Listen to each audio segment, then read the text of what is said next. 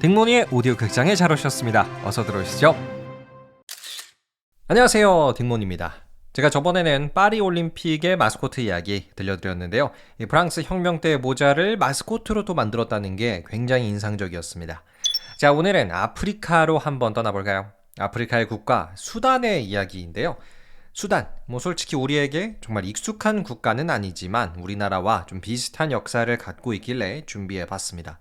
여러분, 수단도 우리나라처럼 나라가 두 개로 나뉘어지는 역사를 경험했어요. 지금 수단은요, 원래부터 존재했었던 수단 공화국이 하나 있고 2011년 독립한 남수단 공화국, 이렇게 두 개로 나뉘어져 있습니다. 근데 이렇게 수단이 두 나라로 갈라지기까지 정말 많은 일들이 있었는데요.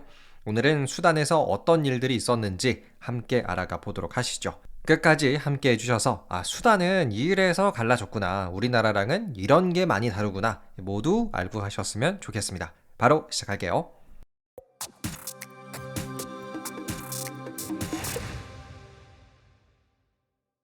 자, 결론부터 말씀드릴게요. 수단이 두 개의 나라로 갈라지게 된 결정적 원인은 종교적인 차이 때문이었어요. 원래 수단의 북쪽은 이슬람교를 믿었고요. 수단의 남쪽은 기독교였어요. 그래서 이런 종교적인 갈등이 또 다른 갈등을 불러일으키고 결과적으로는 수단이 이 두 개의 나라로 갈라지게 된 겁니다. 자, 그러면 우리가 좀 더 수단을 이해하기 위해서는 수단의 역사를 거슬러서 올라가야 돼요. 원래 수단이라는 나라는요, 유럽 국가의 식민 지배를 받았었는데 어디였을까요? 프랑스가 아니라 영국이었어요. 수단은 영국의 식민 지배를 받았는데요.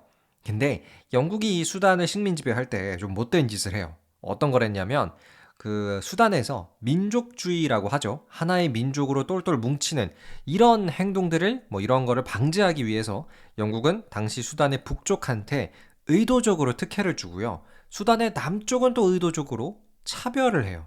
그래서 이렇게 약간의 지역적인 차별을 둬서 수단 북쪽과 남쪽의 사람들끼리 서로 싫어하게 만들어가지고 오랫동안 식민 지배를 유지하려는 아주 못된 짓을 합니다, 영국이.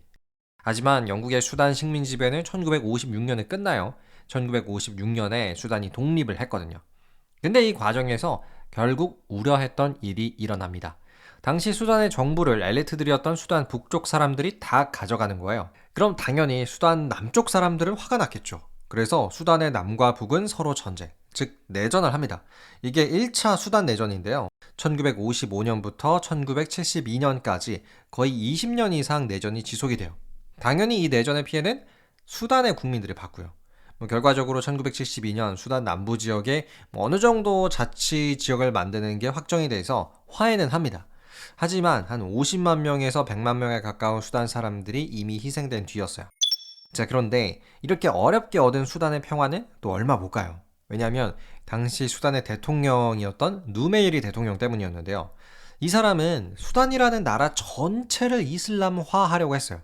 특히 샤리아라는 이슬람 법률을 나라의 헌법으로서 만들려고 했고, 샤리아를 통해 수단을 아예 통치를 하려고 했죠.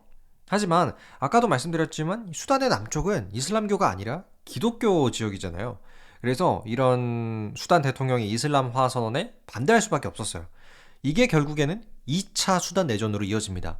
근데 2차 수단 내전 중에 알 바시르 장군이라는 사람이 수단에서 또 쿠데타를 해요. 그래서 정권이 한번 바뀌었는데 그럼에도 불구하고 2차 수단 내전은 2005년까지 계속돼요.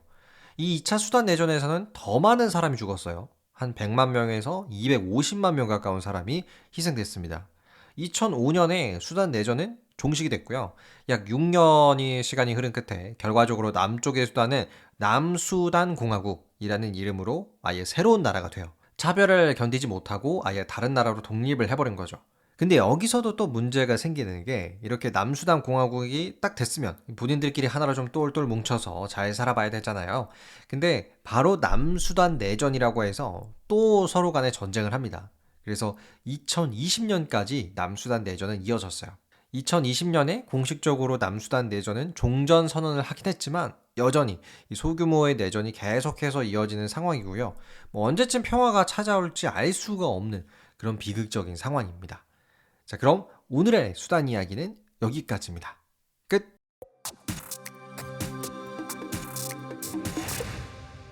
네, 오늘은 여러분과 함께 수단의 내전 이야기 한번 들려드렸는데요.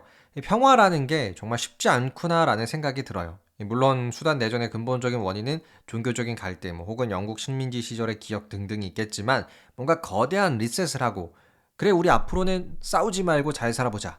뭐 이렇게 하는 게 굉장히 어려운 일이라는 생각이 들어요. 여러분은 어떻게 생각하시나요? 오늘 이야기에서는 이 수단이라는 아프리카의 나라가 수단 공화국과 남수단 공화국 이렇게 둘로 나뉘어져 있다는 사실 이 정도만 기억하셔도 될 것 같습니다. 자, 그럼 오늘은 여기서 마치도록 할게요. 오늘도 함께 해주셔서 감사드리고요. 저는 더 유익한 이야기로 여러분과 함께 하겠습니다. 감사합니다. 안녕히 계세요.